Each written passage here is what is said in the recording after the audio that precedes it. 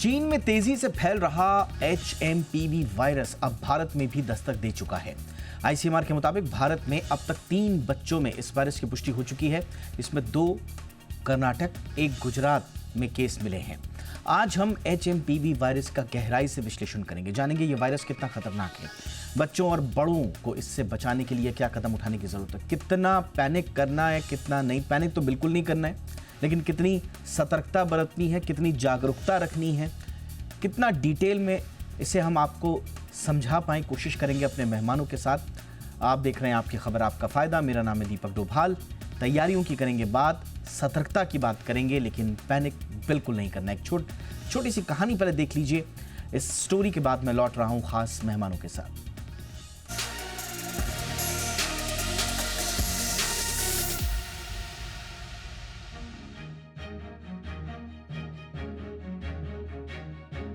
Corona महामारी की कड़वी यादों को पीछे छोड़े अभी कुछ ही समय बीता है कि एक और वायरस ने भारत समेत दुनिया भर की चिंताएं बढ़ा दी हैं। एक बार फिर चीन का एक नया वायरस HMPV दुनिया भर के देशों में फैल रहा है। चिंता की बात यह है कि इस वायरस ने भारत में भी दस्तक दे दी है। ICMR ने अब तक 3 मामलों की पुष्टि कर दी है। कर्नाटक से 2 मामले सामने आए हैं तो गुजरात से 1 मामला सामने आया। भारत में मिले मामलों में 3 महीने की एक बच्ची, 6 महीने का एक लड़का और 2 महीने का एक अन्य बच्चा शामिल है। ये सभी छोटे बच्चे इस वायरस के शिकार हुए हैं, जिनमें पहले से सांस संबंधी बीमारियों के लक्षण मौजूद थे। इन मामलों के सामने आने के बाद स्वास्थ्य विभाग और सरकारें अलर्ट मोड पर हैं। पहले ये समझ लीजिए कि HMPV वायरस है क्या। HMPV यानी ह्यूमन मेटापेनिमो वायरस। ये पिन्यूमोविरिडाe परिवार से संबंधित है। खासतौर पर यह वायरस सांस संबंधी बीमारियां पैदा करता है। इसके लक्षण सर्दी, जुकाम या फ्लू जैसे होते हैं, लेकिन कमजोर लोगों में ये निमोनिया और ब्रोंकाइटिस जैसी गंभीर स्थितियां पैदा कर सकता है। केंद्र और राज्य सरकारों ने इस वायरस से निपटने के लिए कई कदम उठाए हैं। दिल्ली के स्वास्थ्य अधिकारियों ने एडवाइजरी जारी की है और सभी जिलों में तैयारियों को मजबूत करने के निर्देश दिए हैं। महाराष्ट्र में मास्क पहनने, हाथ धोने और सार्वजनिक स्थानों से बचने की सलाह दी गई है। आंध्र प्रदेश में स्वास्थ्य अधिकारियों ने जनता को घबराने से बचने और सतर्क रहने की अपील की है। ICMR पूरे साल HMPV के मामलों की निगरानी करेगा और प्रयोगशालाओं की संख्याएं बढ़ाई जाएंगी। HMPV बच्चों और बुजुर्गों को अधिक प्रभावित कर सकता है। चीन में इसके मामलों की संख्या तेजी से बढ़ रही है, जिससे अस्पतालों में भीड़ और स्वास्थ्य प्रणाली पर दबाव बढ़ रहा है। हालांकि भारत में मामले कंट्रोल में है, लेकिन इस वायरस का संक्रामक होना और इसके गंभीर लक्षण एक बड़ी चुनौती बन सकते हैं। अब सवाल उठता है कि इस वायरस से कैसे बचें, तो इसे भी जान लीजिए। नियमित रूप से हाथ धोएं, भीड़-भाड़ वाली जगहों पर मास्क पहनें, मोबाइल, कीबोर्ड और अन्य सतहों को साफ रखें, संतुलित आहार, व्यायाम और पर्याप्त नींद लें। तेज बुखार, सांस लेने में कठिनाई या नीले होंठ होने पर तुरंत डॉक्टर से संपर्क करें। भारत में भले ही HMPV वायरस के मामले सामने आए हैं, लेकिन इससे घबराने की जरूरत नहीं है। अगर आपको इस वायरस से जुड़ा कोई भी लक्षण दिखे तो डॉक्टर से तुरंत संपर्क करें। ब्यूरो रिपोर्ट, जी मीडिया।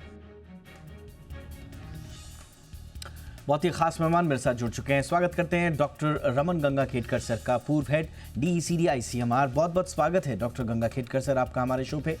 हमारे साथ है डॉक्टर शरद कुमार अग्रवाल, पूर्व नेशनल प्रेसिडेंट हैं IMA इंडियन मेडिकल एसोसिएशन के। Doctor Agrawal, good evening sir, बहुत बहुत स्वागत है। और डॉक्टर राहुल पंडित हमारे साथ हैं, critical care expert sir, HNR foundation hospital में। डॉक्टर राहुल पंडित, गुड इवनिंग सर, बहुत बहुत स्वागत है आपका। डॉक्टर गंगाखेडकर सर, आपसे ही चर्चा की शुरुआत करेंगे।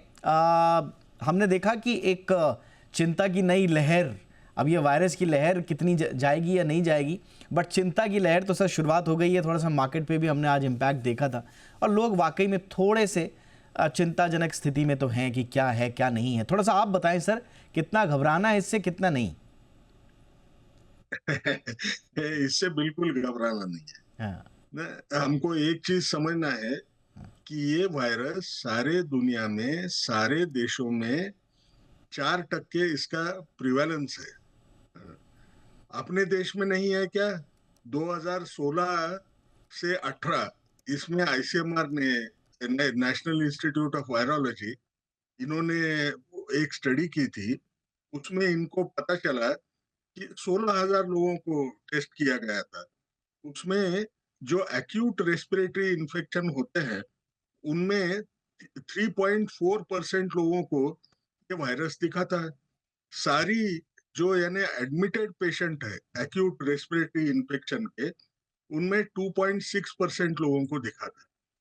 लेकिन हमको दूसरी बात भी समझना जरूरी है। ये तो ये जो अगर हमने पॉइंट प्रिवेलेंस देखा तो ये कम है। ये सिर्फ विंटर सीजन में दिखने वाली बीमारी ने, अभी विंटर सीजन सही मानों में देखा तो वो खत्म होने को आ रहा है अपने देश में। चारों तरफ ये विषाणु रहता है। चाइना में भी ये विषाणु जो है, ये अलग अलग स्टेट में, उनकी सबसे बड़ी स्टडी है, उसमें उन्होंने दिखाया कि 4 से 15% उनके अलग अलग स्टेट्स में दिखाई देता है ये विंटर में। ये मरने का डर है क्या? इसका इतना इवन रिसर्च भी नहीं हुआ है। ये इतना माइल्ड इन्फेक्शन है कि इसका केस फेटेलिटी रेट कितना है ये किसी को मालूम नहीं है, क्योंकि किसी को पब्लिक हेल्थ प्रॉब्लम तो लगा नहीं। आप अगर देखें तो इसमें बीमारी की तकलीफ होने का चांस 5 साल से नीचे के बच्चे और 65 साल के ऊपर के लोगों को सीवियर डिसीज होने का डर है। सीवियर डिसीज यानी क्या? उसको निमोनिया होने का डर रहेगा, लेकिन उससे मौत होने का डर इतना ज्यादा होगा क्या, वो शायद हमको किसी को पता नहीं है। और सबसे बड़ी बात क्या है, 5 साल के ऊपर के बच्चों को हमने अगर एंटीबॉडी चेक किया तो इस ये सालों साल से अपने में है, तो रिपीटेड इन्फेक्शन होते हैं। 5 साल के बाद में 100%, 5 साल के ऊपर के अगर बच्चे हमने टेस्ट किए तो उनमें आपको सीरो प्रिवेलेंस मिलेगा, ये एंटीबॉडीज दिखेंगे। इसका मायना क्या है? ये इन्फेक्शन को इतना डरने की जरूरत नहीं है। हमारे पास कोई अभी तक ऐसा डेटा नहीं है कि जो चाइना से निकला है कि ऐसा म्यूटेटेड वायरस है जिससे बड़ा कुछ इम्पैक्ट होता है। तो वो डेटा नहीं है, तो हमने सोशल मीडिया के रिपोर्ट्स को कितना मानना है, ये हमको हमारे ऊपर निर्भर होता है। एब्सोल्युटली। कम से कम वो मैसेजेस आगे मत बढ़ाओ। सोशल मीडिया के मैसेजेस ज्यादा वायरल है कंपेयर टू HMPV। आपने बिल्कुल सही कहा सर। और वैसे भी सोशल मीडिया तो पूरा का पूरा अटेंशन इकोनॉमी के आधार पर चलता है, जहां अटेंशन मिल जाए। अब उसमें थोड़ा बहुत फेक न्यूज़ भी चला जाए, थोड़ा एग्जैजरेटेड भी हो जाए, तो लोगों को लगता है ज़्यादा अटेंशन मिलेगा, इसलिए इस तरह की भ्रांतिपूर्वक बातें आगे बढ़ती हैं। लेकिन वायरस एक वस्तुस्थिति है, जैसा सर ने बताया, लेकिन इसके ऐसा कोई बहुत ठोस एविडेंस हमारे पास नहीं है या आधार नहीं है जिसपे हम ये कह सकें कि बस अब ये मानव जाति के लिए बड़ा खतरा बनकर आया है। लेकिन सतर्कता ज़रूरी होगी। डॉक्टर अग्रवाल, इसमें आपको जोड़ना चाहेंगे सर, कितना डरें और कितना सतर्क रहें? देखिए, जैसा डॉक्टर रमन ने बताया कि ये विंटर सीजन में जिस तरह के वायरस हैं, इसी तरह का ये RSV वायरस होता है। और ये अभी नया नहीं है, ये 2001 से है। ये वायरस है ह्यूमन मेटा न्यूमो वायरस, ये 2001 में पहले पाया गया था। और इसमें कोई ऐसा डरने वाली बात नहीं है। 2 केस मिले हैं और ICMR भी इस पर नज़र रखे हुए है कि कहीं इसकी सर्ज तो नहीं बढ़ती है, इन्फेक्शन बढ़ता तो नहीं है, टेस्टिंग हो रही है। लेकिन हमें जो करना है वो ये करना है जो हमारा नॉर्म हम कोविड में सीख चुके हैं। अपने हाथ को लगातार वॉश करना है, उसको हमें डिस्टेंसिंग मेंटेन करनी है, ज़्यादा क्राउडेड वाले एरिया में नहीं जाना है। अगर मेरे को जुकाम है या फ्लू लाइक सिम्टम है, खांसी हो रही है या स्नीजिंग हो रही है, तो मुझे मास्क लगा के रहना है और भीड़ वाले इलाके में जाने से बचना है और अपने हाथ को वॉश करना है। ये चीज़ें 3-4 चीज़ें हमने करनी है और ऐसी कोई इसमें पैनिक होने वाली कोई बात नहीं है। हमारे यहाँ हॉस्पिटल इक्विप्ड है, हमारे देश में हेल्थ सिस्टम इस समय पूरी तरह कोविड के टाइम से भी और बेहतर हो गया है। हमारे पास ऑक्सीजन बेड्स बढ़ गए हैं कोविड के बाद से, तो किसी भी तरह का पैनिक करने का कोई जरूरत नहीं है। इस वाले वायरल फीवर में जो हम जानते हैं हर जाड़े में कॉमन कोल्ड होता है, फ्लू होता है, वैसे ही सिम्टम होते हैं और हार्डली किसी पेशेंट में हॉस्पिटलाइजेशन की जरूरत पड़ती है। जो हम दवाइयां जुकाम के लिए लेते हैं उन्हीं दवाइयों से ये भी सही होता है। तो किसी भी तरह का पैनिक करने की जरूरत नहीं है। इसका कोई वैक्सीन नहीं होता, कोई वैक्सीन के लिए ना भागें। और एक चीज और है, अब सडनली लोगों को लगेगा कि हम अपना जो है PCR टेस्ट करा लें। कोई PCR टेस्ट ज्यादा कराने की, भागने की, पैनिक होने की कोई जरूरत नहीं है। ये एक नॉर्मल वायरल इन्फेक्शन जैसे होता है हर जाड़े में, वैसे इस इन्फेक्शन को लेकर ट्रीट करें।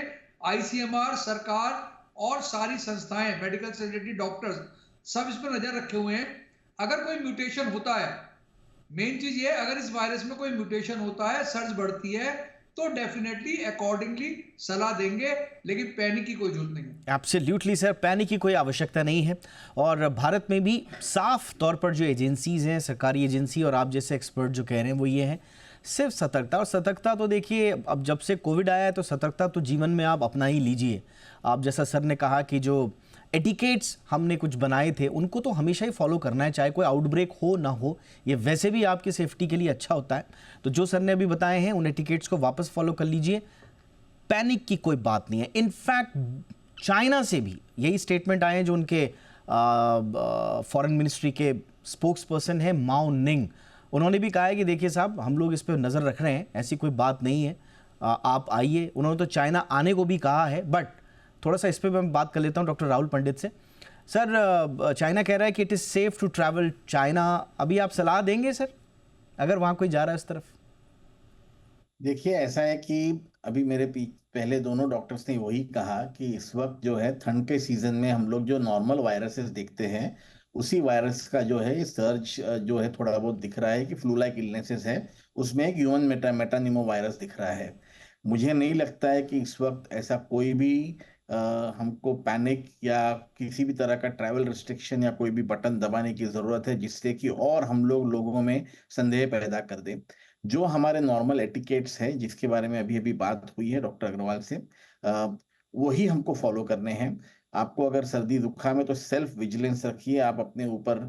ज़्यादा अगर सर्दी जुकाम है तो आप जो है नॉर्मल भीड़ भाड़ के एरिया में ना जाए, मास्क पहन ले। अगर आपको सर्दी जुकाम है तो आप दूसरे लोगों से थोड़ा सा संपर्क कम रख सकते हैं। पर अगर आप नॉर्मल है, हेल्दी है, नॉर्मल काम काज अपना चालू है, तो आप प्लीज उसको किसी भी तरह से रोकने की जरूरत नहीं है। सिर्फ विजिलेंस की जरूरत है इस वक्त, बाकी कुछ नहीं है। मास्क लगाना, हाथ धोना, अगर दूरी बना सके तो दूरी बनाना, ये तो नॉर्मल एटिकेट जैसे आपने अभी खुद कहा हमने कोविड में सीखे हैं, वो तो हमें जिंदगी भर पालने की जरूरत है। सिर्फ ये HMPV वायरस के जो आउटब्रेक की जो खबरें आ रही है वो सिर्फ सोशल मीडिया में ज्यादा वायरल हो रही है, उसके बारे में ज्यादा ध्यान नहीं देना चाहिए। ट्रैवल एडवाइजरीज जब जरूरत पड़ेगी तब गवर्नमेंट ऑफ इंडिया और ICMR हमें जरूर बताएगी। हमें अपनी तरफ से किसी भी तरह का और पैनिक न्यूज चैनल के ऊपर या सोशल मीडिया के ऊपर ट्रैवल एडवाइजरी की तरह नहीं करना चाहिए। I am very clear about it. All right sir, thanks for that clarity. तो ये बिल्कुल साफ है कि ये जो सर्ज है ये टिपिकल विंटर अकरेंस है जो चाइना में हुआ है। और अगर भारत में भी इस तरह के केसेस मिले हैं तो ये सिंपल है, जैसा कि डॉक्टर सर ने भी बताया, 2001 से ये नीदरलैंड्स में जब मिला था और उसके बाद से ये हमेशा से बीच में रहा है। कुछ इसकी विंटर्स में सर्ज होती हैं और भारत में तो वैसे भी हम जो उत्तरार्ध है विंटर का, आप कह सकते हैं, जो खात्मे की ओर है, हम उस तरफ जा रहे हैं, तो हमें ज़्यादा पैनिक करने की आवश्यकता नहीं। लेकिन हाँ, हैविंग सेड दैट, हम बार बार यही कहेंगे कि सतर्क ज़रूर रहिए। एक छोटे से ब्रेक के लिए रुकते हैं। ब्रेक के उस पार हम बात करेंगे थोड़ा सा अब, क्योंकि कुछ जगह ये भी चर्चा शुरू हो गई है कि साहब इसकी भी कोई वैक्सीन होगी या नहीं होगी। जैसा सर बता रहे थे, एक तो कोई टेस्ट वेस्ट कराने की आपको आवश्यकता नहीं है। अभी डॉक्टर साहब ने साफ साफ बताया, जब गवर्नमेंट आपको कहेगी, जब गवर्नमेंट क्लियर कट गाइडलाइंस जारी करेंगी, उसके बाद ही आपको कदम उठाना है। उससे पहले हबड़ तबड़ में अपने से ये नहीं कि कोई वैक्सीन ले ली या कोई दवा लेनी शुरू कर दी। बट उसके बारे में भी आपको सतर्क करेंगे थोड़ा और गहराई से एक छोटे से ब्रेक के बाद।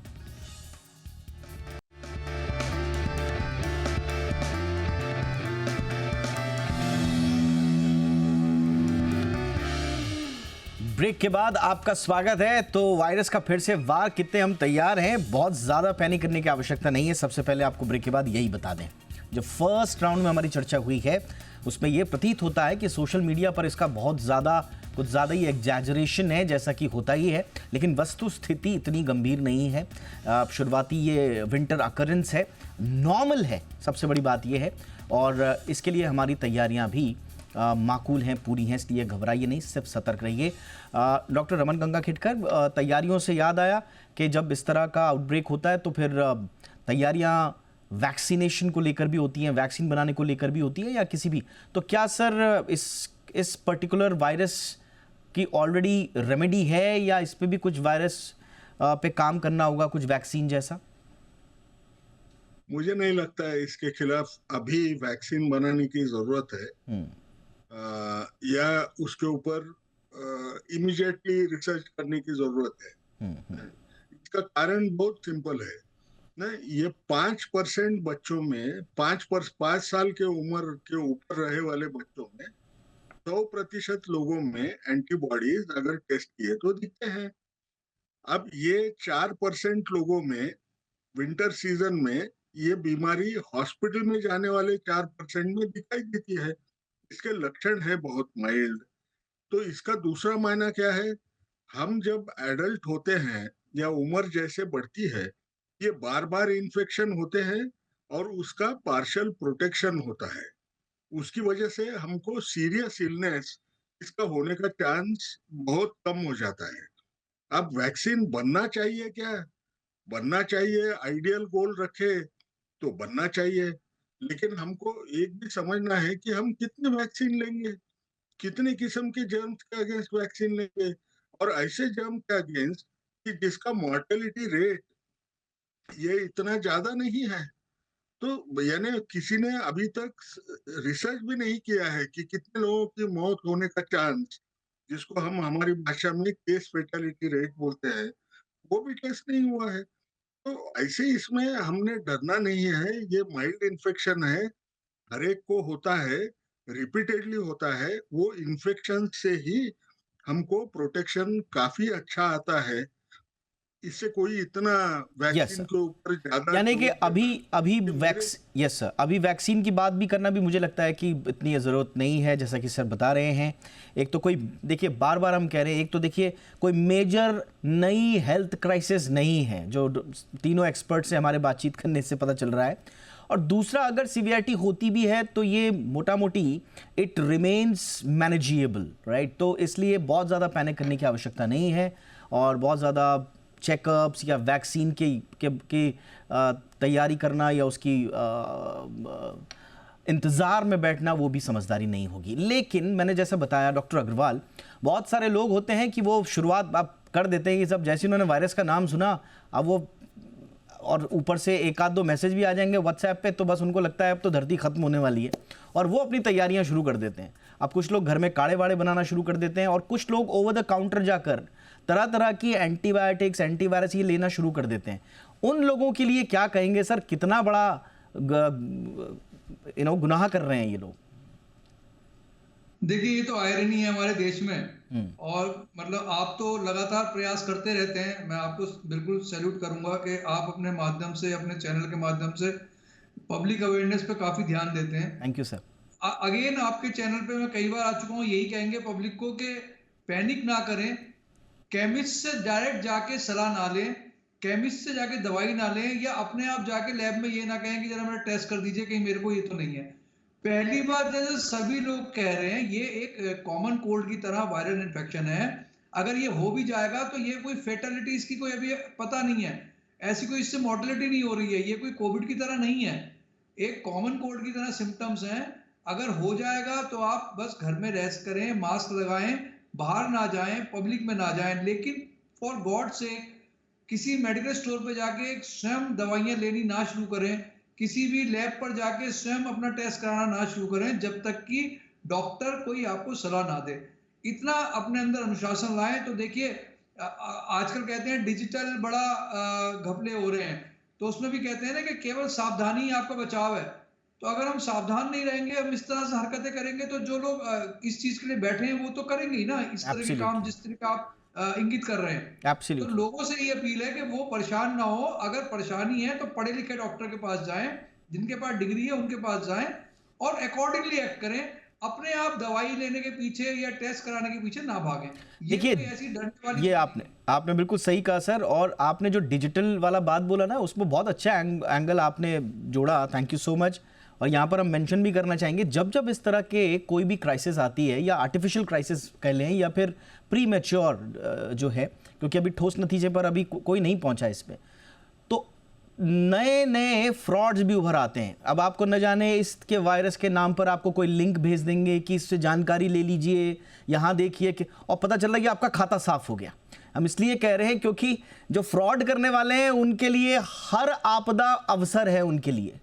तो आप उनके झांसे में ना आएं, समझदारी बरतें, पैनिक ना करें, फॉलो करते रहें हमारे जैसे शोज़ को, समझदारी भरे लोगों से बातचीत करें, डॉक्टर्स से बात करें, विशेषज्ञों से बात करें, तब जाके कोई अगला कदम उठाएं। अभी फिलहाल पैनिक करने की आवश्यकता नहीं है। अब डॉक्टर राहुल पंडित आपके पास आऊँगा। सर, आपने बहुत अच्छे से पूरे कोविड के दौरान, मुझे लगता नहीं कि कोई भी एक शो आपने मिस किया होगा हमारे साथ। आज फिर हम आपकी एक्सपर्ट सलाह के लिए, वो लोग जिन्हें अगर माना हो भी गया, तो जैसा बताया जा रहा है कि जो इन्फेंट बेबीज़ हैं और जो बुजुर्ग लोग हैं वो थोड़ा सा वनरेबल हैं इसके लिए, तो उनके लिए कोई एक्स्ट्रा एहतियात के लिए अगर आप कुछ सलाह देना चाहें। सबसे पहले तो मैं आपसे सब प्रेक्षकों से ये कहना चाहूंगा कि मैं आईसीयू के पेशेंट्स देखता हूँ ज्यादा, और मेरे पास आईसीयू में ह्यूमन मेटावेरिनिमो वायरस के केसेस करीब करीब ना के बराबर आते हैं। तो मतलब उनकी जो एडमिशन रेट टू आईसीयू है बहुत कम है। केस फेटेलिटी रेट हमको पता ही नहीं है कितनी है करके। अगर आपको ये भगवान ना करे अगर ये ह्यूमन मेटानिमो वायरस टेस्ट हो भी गया, क्योंकि आजकल वायरल पैनल्स करने की बहुत एक फैशन चढ़ी हुई है कि लोग जाके वायरल पैनल करा लेते हैं अपना, उसमें फिर अपर रेस्पिरेटरी ट्रैक वायरस निकल आता है। तो आप अपने डॉक्टर के पास जाइए और सिम्टोमेटिक केयर कीजिए। सिम्टोमेटिक केयर मतलब अगर बुखार है तो उसके लिए कुछ पैरासिटामोल लीजिए, अगर आपको गले में खराश लग रही है तो थोड़े से वार्म वाटर गार्गल्स कर लीजिए, अगर आपको सिम्टोमेटिकली नोज ब्लॉक है तो कोई आप डिकंजेस्शन ले सकते हैं। वो आपके डॉक्टर के सलाह से ही ले, खुद के खुद सेल्फ मेडिकेट प्लीज ना करें। और मोस्ट पेशेंट्स जो है वो घर पे 2 से 4 दिनों में, 6 दिनों में जो है सिम्टम फ्री हो जाएंगे। अगर आपको लगता है कि आपके सिम्टम्स बढ़ रहे हैं तो तुरंत डॉक्टर को मिलिए। आपका डॉक्टर आपको एडवाइस करेंगे कि आपको हॉस्पिटल में जाने की जरूरत है या नहीं है। मैं फिर से रीअश्योर करूंगा कि आईसीयू में ह्यूमन मेटानिमो वायरस के केसेस बहुत ही कम दिखते हैं। मैं पिछले 25-26 साल से सिर्फ आईसीयू के पेशेंट्स देख रहा हूँ, और उसमें मुझे मुश्किल से कुछ पेशेंट्स याद है जो कि हमको ह्यूमन मेटानिमो वायरस टेस्ट हुआ है उसमें। और उन पेशेंट्स में जो है इम्यूनिटी के प्रॉब्लम से, कुछ और प्रॉब्लम से, प्राइमरी प्रॉब्लम उनका एचएमपीवी नहीं था एडमिशन का, उनका कुछ और कारण था, उसके वजह से एडमिट हुए। तो प्लीज पैनिक मत कीजिए, आप एब्सोल्युटली सर होने वाले हैं। और देखिए, जहां तक इम्यूनिटी की बात है, अगर आपकी इम्यूनिटी कॉम्प्रोमाइज्ड है, आप वैसे भी वर्नेबल हैं, तो हम तो कहते हैं वायरस कोई भी हो, परिस्थिति कोई भी हो, स्थिति कोई भी हो, अपनी इम्यूनिटी पर काम कीजिए। लेकिन हाँ, इम्यूनिटी बढ़ाने के लिए आप ये इधर उधर के टोटके मत अपनाएं, डॉक्टर से पूछें, डॉक्टर से सलाह लेने के बाद अपनी इम्यूनिटी पर काम करें, हेल्थ पर काम करें, एक्टिव रहिए, रोज एक्सरसाइज कीजिए, अच्छा खाना खाइए। दुनिया का कोई भी वायरस आ जाएगा, आई एम श्योर आप मैक्सिमम हद तक उससे सेफ रहेंगे वैसे भी। तो इसलिए इन एनीवेज आप अपनी हेल्थ पे हमेशा काम करते रहिए, पैनिक मत कीजिए। अकरेंस ये बहुत ही नेचुरल है, विंटर अकरेंस है, प्रोएक्टिव मेजर्स ऑलरेडी लिए जा चुके हैं। ये भी एक जगह मैं रिपोर्ट पढ़ रहा था जो मैं दर्शकों से साझा करना चाहूंगा कि अभी तक का ये जो अकरेंस है ये less severe than in previous years है, यानी कि पिछले सालों के मुकाबले ये कम सीवियर है अभी तक के केसेस में। तो ये भी एक पॉजिटिव चीज है, इसको ध्यान में रखिएगा। बहुत बहुत शुक्रिया आप तीनों का वक्त निकालने के लिए। Doctor Rahul Pandit, thank you so much sir. Doctor Sharad Kumar Agrawal, thank you sir. Doctor Raman Gangakhedkar sir, thank you so much. आपकी खबर आपका फायदा में इतना ही, इजाजत दीजिए, नमस्कार।